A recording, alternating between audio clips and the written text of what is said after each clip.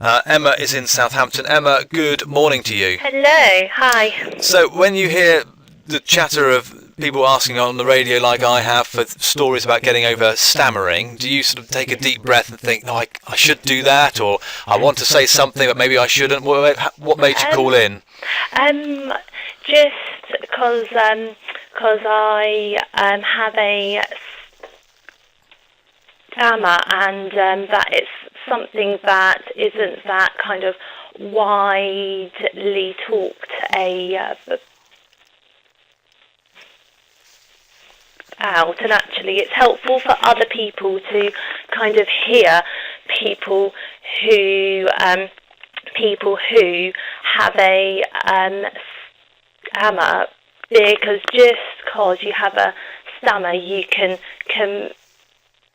communicate very well, and actually communication is so much greater than how fluent you are. So it's just something that isn't talked about, so having a chance to talk about it is great, because as you can tell I do have a stammer. However, it's not something that I'm worried about, or it holds me.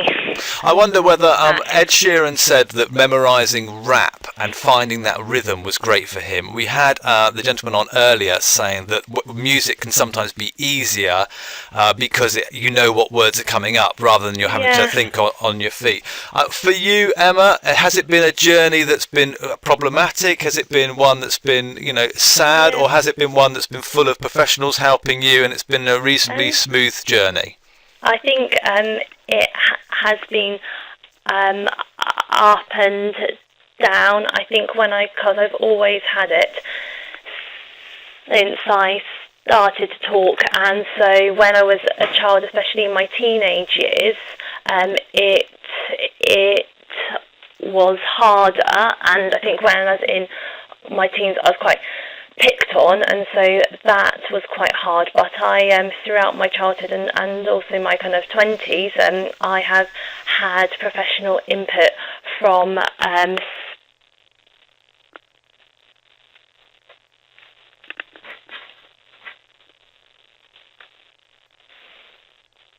speech and language therapy, and as a profession they have been very helpful in terms of coping with the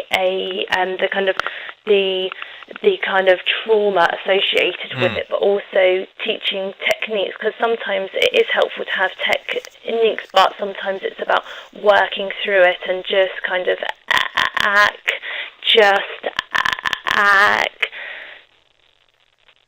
accepting it helps, because the more you try not to stammer, you stammer more, if that makes more sense. Absolutely. So if you hide it, it's harder. I wondered whether you're able to, again, our guest alluded before, that people stammer first and then get anxious about it second, that it's a brain-related issue. Yeah. That then, and that was really interesting for me as a non-stammerer to think, okay. But I wondered now, in your body, are you able to think, actually, I'm stammering because I'm feeling anxious, not stammering because this is something my brain is struggling with? Can you separate the two? You call a radio show. That's a great question. No, that is a great question. I think the cause of it is something to do within the brain, and so I think the stammering comes first. However, because of people's how people respond to you, then obviously sometimes it can be negative, so then you're more worried about talking, which then creates all of that anxiety secondary to it. But it's quite annoying that there is this sort of perception that people who stammer are anxious or nervous, but that kind of comes secondary because not everyone has a stammer, so people are awkward about it and don't know what to do. Yes, Does I think that most make people, sense? I do, because I think most people that you meet in life are kind, and they Yeah. want to make sure that whatever you're doing, that the experience, if you're meeting someone and talking, is really Yeah. positive. And when you meet someone with a stammer, you are not sure whether for me, I kind of feel like I want to reach out and tell them that I'm all right. You It's take your okay, time, it's but you fine. can't. Yeah, that's Well, right. But it can be hard to communicate that. You can say that to people, but almost, I think what is really helpful is just people just to keep eye contact and just to keep that kind of communication happening, and just not to show any kind of awkwardness about it, and just kind of say it's okay, you can take your time, or you don't have to say anything. Because actually, I think sometimes just showing that you're kind of okay and kind of still communicating with a person is really helpful. Yeah.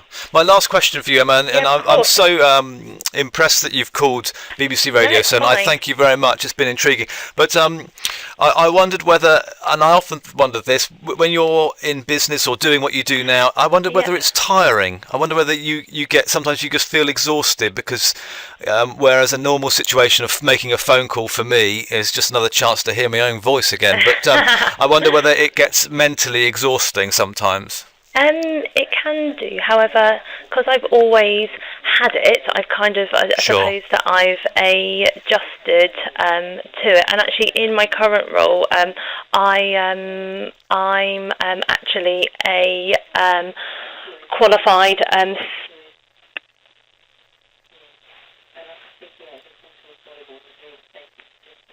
speech therapist myself, so I currently work with people who've had stroke and kind of injuries to their brain. So it isn't something that it is an extra challenge because of my profession.